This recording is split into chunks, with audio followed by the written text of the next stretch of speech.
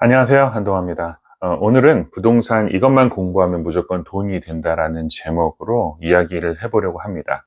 부동산이라는 것은 알아두면 무조건 돈이 되는데 막상 공부를 하려고 하다 보면 어디서부터 어떻게 공부해야 될지가 상당히 고민되는 것도 사실입니다. 너무 광범위하기 때문에 어떻게 손을 대야 될지 모르는 경우가 상당수 있습니다. 그래서 저도 많은 사람들에게, 많은 후배들에게 부동산 공부 꼭 해둬라. 그러면 전업으로 가지 않아도 내 자산이 부동산에 있다는 이유 하나만으로도 시간의 흐름상 인플레이션에 의해서 내 자산이 커가는 게 눈에 확연하게 보일 것이다 라고 얘기를 많이 해주면 그 후배들이나 많은 사람들이 반문하는 것이 바로 이것입니다. 부동산 너무 광범위하고 광활해서 어떻게 공부해야 될지, 어떤 분야를 섭렵해야 될지 잘 모르겠다. 그래서 제가 오늘 이 영상을 준비해 봤습니다. 우선 자산관리 차원에서 돈이라는 것은 내 돈 1,000만 원이 어디에 있느냐에 따라서 시간의 흐름상 이 자산이 어떻게 커가는지가 확연하게 달라집니다. 예를 들어서 적금에만 넣어놓는다면 이 적금이라는 것은 은행 이자를 주긴 하지만 물가 상승률 대비 상당히 저조한 수준이기 때문에 우리가 실질적인 마이너스 금리라고 얘기하는 것처럼 적금처럼 계속 은행에 모아두기만 한다면 이것은 사실 인플레이션 해치 효과는 전혀 없습니다. 즉 물가는 3, 4% 복리로 올라가는데 은행 이자 2, 3% 받아봤자 그것도 단리로 받아봤자 내 돈의 가치는 점점 떨어진다고 보면 맞을 것입니다. 그래서 우리가 사회초년생 때 적금을 통해서 돈을 모아야 되고 종잣돈을 마련하는 것은 사실이지만 그리고 가장 좋은 방법이긴 하지만 그 수준에서 머물지 말고요. 그 이후에 투자성 자산으로 내 자금을 옮겨놔야 합니다. 가장 대표적인 게 어떠한 주식이나 펀드 그리고 부동산이 있을 수 있는데요. 주식이나 펀드 같은 경우는 변동성도 크고 유동성도 크기 때문에 장점과 단점을 이 안에서 모두 찾아야 합니다. 그리고 소액으로도 접근 가능하고 적금과 비슷한 형태의 투자가 가능하기 때문에 상당히 많은 투자자들이 접근을 쉽게 하지만 그렇지만 상당히 많은 공부를 해야 하고 그 변동성이나 유동성에 대한 대비가 철저해야 되기 때문에 많이 실패하는 것도 현실입니다. 반면에 부동산 같은 경우는 상당히 장기적으로 접근해야 되는 것도 사실이고요. 어느 정도 목돈이 필요하다는 단점이 있지만 상당히 안정적으로 내 자산을 불려나갈 수 있고 그것이 장기적으로 그리고 조금 더 공부를 해보면 개인적으로는 부동산만한 투자처, 즉 장기적으로 내 자금을 넣어둘 수 있는 곳은 없다고 생각을 합니다. 그러면 이 부동산, 나도 자금을 넣어놓고 싶은데 어디서부터 공부를 해야 되느냐? 부동산 투자할 때 가장 고민됐던 부분들이 나는 그렇게 큰 목돈이 없다. 그리고 어디에 넣어놔야 될지 잘 모르겠다. 이것이 가장 큰 부분인데요. 그래서 지금 만약에 부동산 공부를 처음 시작하거나 아니면 앞으로 할 계획이 있으신 분들은 저는 무조건 첫 번째로 경매를 공부해 보라고 말씀드리고 싶습니다. 경매를 상당히 어렵게 생각하시는 분들도 있을 수 있는데 맞습니다. 쉬운 분야는 아닙니다. 제가 이렇게 한번 표현을 해보겠습니다. 제가 유럽 여행을 가는데 자유여행도 있고 패키지 여행도 있습니다. 패키지 여행을 선택하게 되면 많은 준비 없이도 쉽게 재밌고 요소 많은 곳들을 돌아다녀 볼 수 있는 장점이 있습니다. 그렇지만 여행을 갔다 오고 1년이 지나고 2년이 지났을 때 머릿속에 가장 많이 남는 것은 패키지 여행보단 자유여행이 더 남을 것입니다. 왜냐하면 자유여행은 출발하기 전부터 많은 항공권, 숙박권 이런 것들을 개인적으로 다 준비를 해야 하고 그리고 각 요소마다 이동 거리, 방문 장소 이런 것들을 내가 다 사전에 준비해야 되기 때문에 한 달 정도 유럽의 자유여행을 가기 위해선 6개월, 1년 정도 준비를 해야 되는 것처럼 그만큼 많은 준비를 해야 되고 많은 수고가 들어가는 건 사실입니다. 그렇지만 패키지 여행보다 1년 뒤, 2년 뒤 남는 어떠한 지식이나 정보량은 비교할 수 없을 만큼 현격한 차이가 나게 됩니다. 그래서 경매도 마찬가지입니다. 경매라는 것은 저는 부동산을 공부할 때 자유여행이라고 생각하시면 편할 것 같습니다. 처음에 알아봐야 할 것도 많고 두렵기도 하고 내가 이것을 잘하고 있는 것인가 의문도 들 것입니다. 그렇지만 한 사이클 정도 돌아보시게 되면 내가 단순히 부동산 가서 아파트 구매해서 사이클을 돌려보는 것과는 현격한 실력의 차이가 날 수밖에 없습니다. 경매라는 것은 입지라든가 물건의 상태라든가 어떠한 권리 분석, 다양한 요소들을 내가 직접 해야 하고 그것을 알기 위해서는 다양한 정보들을 공부를 해야 되기 때문에 시간은 다소 걸릴 수 있지만 경매라는 것을 한번 공부해 놓기 시작하면 부동산의 전반적인 어떤 게임의 법칙이 보입니다.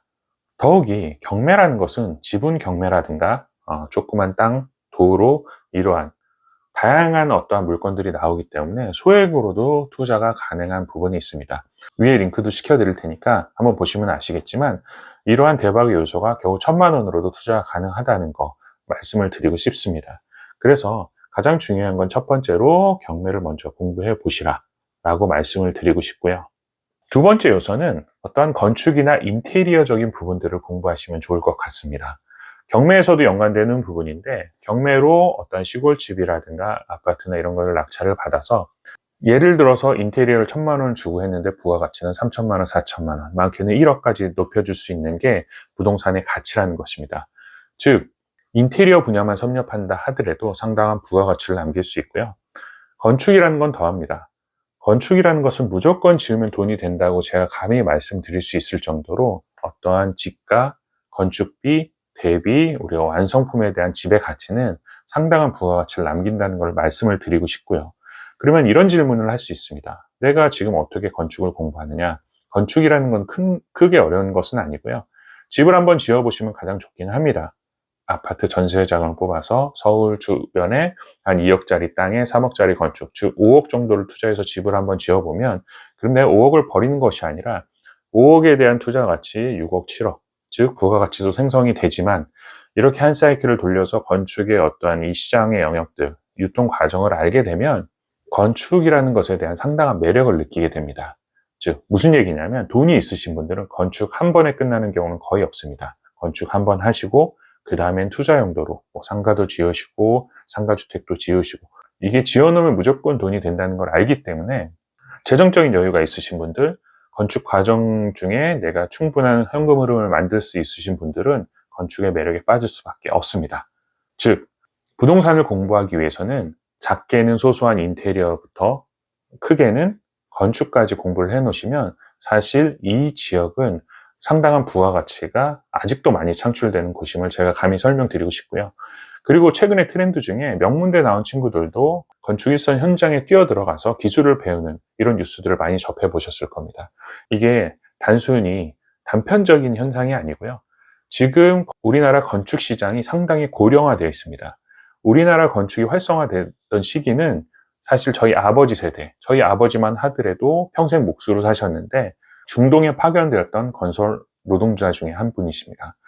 즉 그렇게 우리나라 건설 붐이나 건축이 활성화되었던 시기를 겪으셨던 분들이 지금은 다 은퇴를 하시거나 상당히 고령화되셨기 때문에 지금 젊은 세대에게 상당히 많은 기회가 열려 있고 그 시장이 활성화되어 있다는 것을 분명히 알고 계시면 좋을 것 같습니다. 대표적인 예로 요즘 현장에서 한국인 중에 어떤 기술력을 갖고 있는 젊은 사람은 몸값이 천정부지로 솟아 올라가고 있습니다. 왜 그러냐면 건축이라는 것은 어떤 책임과 기술력이 상당히 요하는 직업군 중에 하나인데 다 고령화되셨고 은퇴하셨기 때문에 단순히 일해줄 어떠한 노동자들은 많이 있을 수 있겠지만 기술력을 가지고 그것을 시공할 사람들은 상당히 적기 때문에 요즘 젊으신 분들은 일선에서 기술을 배워서 건축 현장의 어떠한 건축 현장의 경영 능력을 가지고 계신 분들이라면 이 시장은 앞으로도 더 커질 수밖에 없습니다. 그리고 마지막 세 번째로는 이 영역까지는 도달하지 않으셔도 되는데 금융이나 어떤 세금 부분들을 조금 섭렵해 두시면 상당히 좋을 것 같습니다. 저도 개인적으로는 중투나 펀투 그리고 AFPK 같은 금융 자격증이 있는데 이것이 제가 부동산에 대한 공부를 하고 건축 공부를 하는데 상당히 도움이 될 수밖에 없는 것이 부동산이라는 것은 사실 7, 80%의 어떤 현금 흐름과 속된 말로 돈놀이에 가깝습니다. 무슨 얘기냐면 건물을 하나 올리려고 한다면 앞서도 말씀드렸다시피 올려놓으면 무조건 돈이 되는 게 이 시장인데 그 현금 흐름을 어떻게 만드느냐. 대부분 파산하는 사람들은 이 현금 흐름을 만들지 못해서 현금 흐름을 운영하는 와중에 문제가 생겨서 파산하는 경우가 대다수입니다. 완공된 건물에 대해서 운영 부분에 대해서 문제가 생기는 경우는 거의 없습니다. 왜냐하면 이미 땅값이라는 것은 시세가 형성이 돼 있고 건축 가격이라는 것도 어떤 평준화가 되어 있기 때문에 이거 현금 흐름만 만들 수 있는 어떤 능력이라면 즉 PF 대출이라든가 현금을 만들 수 있는 능력 혹은 내가 자산이 많아서 내 자산으로 어떤 운영할 수 있는 능력 그리고 세금적인 부분도 마찬가지입니다. 부동산 최근에 이제 취득세가 12%에서 조정이 돼서 6%로 줄어든다는 얘기가 있는데, 이러한 세금 부분들만 설계를 잘 하셔도 상당히 돈이 됩니다. 왜냐하면 뭐 1%, 2%, 6% 이게 얼마나 크냐 생각하실 수도 있겠지만, 부동산이라는 건 단위가 수억에서 수십억 단위로 넘어가기 때문에 단 1%, 2%가 상당히 큰 자금이 될 수밖에 없습니다. 간혹 가다 보면 건물이나 부동산 경매 자체에선 수익을 남기셨는데 세금으로 인해서 오히려 마이너스가 되는, 즉 앞에서 남고 뒤에서 까인다는 속된 말을 많이 듣기도 합니다. 그런 부분들은 세금 부분들 때문에 문제가 생기는 것이고요.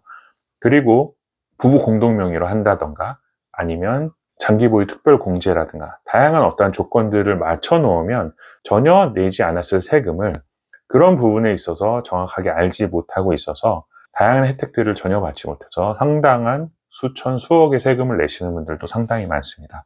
그래서 부동산을 운영할 수 있는 금융이나 건축을 할 수 있는 자금 흐름, 세금 부분들까지도 공부를 해 놓으시면 사실 부동산의 전반적인 흐름은 다 보이게 되실 겁니다.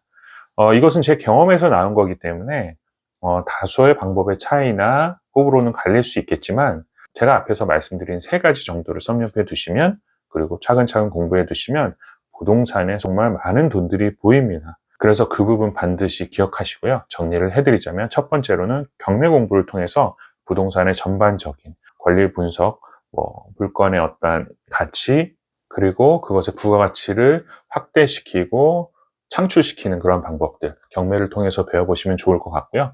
두 번째로는 디벨로핑 분야겠죠. 소소하게는 인테리어부터 어떤 땅을 정리한다던가 건축을 한다던가 이러한 부분들, 어렵다고 생각하실 수 있겠지만 막상 해보시면 어려운 것이 하나도 없습니다. 물론 해본 사람들은 항상 그렇게 얘기하죠. 어려운 거 하나도 없다. 근데 정말 해보시면 진짜 어려운 건 없습니다. 그래서 반드시 도전해 보시길 바라고요.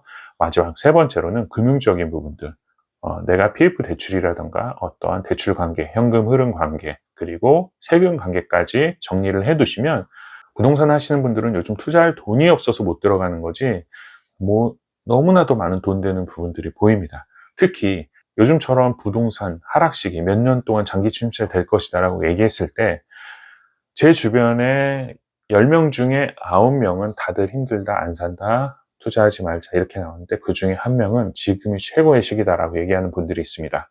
이런 분들은 IMF나 금융위기를 다 겪어보면서 지금 1, 2년 시기가 내 돈을 묻어놔야 될 때고, 이 묻어놓은 돈이 나중에 향후 2배, 3배 순식간에 오른다는 걸 알게 될 거고요. 요즘 경매 시장도 낙찰률이 떨어졌다는 것만 보고 저조하다고 생각하시는 분들은 진짜 초보인 거고요. 10억짜리 아파트를 6억, 7억, 심지어는 5억까지도 낙찰받을 수 있는 시장이 이런 시장입니다. 10년에 한 번 정도 나오는 이런 시기이기 때문에 이런 시기에 이런 것들을 잘 모른다는 것은 반성해야 될 부분이고요. 이런 경제적 흐름은 10년 주기설로 혹은 5년 주기설로 이렇게 지속적으로 흐름이 오기 때문에 지금 아무것도 모르시는 분이라 하더라도 경매 배우시고 어떤 건축이나 인테리어 부가가치 창출하는 방법 배우시고 금융이나 세금까지도 섭렵해 놓으시면 기회는 5년 뒤, 10년 뒤에 또 반드시 오게 됩니다. 그래서 제가 오늘 말씀드린 부분들 잘 공부해 두시고요. 궁금하신 거 있으면 언제든지 메일로 연락을 주시면 제가 아는 한도 내에서 성실하게 답변해 드리도록 하겠습니다. 오늘 준비한 내용은 여기까지고요. 다음에 더 좋은 내용으로 찾아뵙도록 하겠습니다. 감사합니다.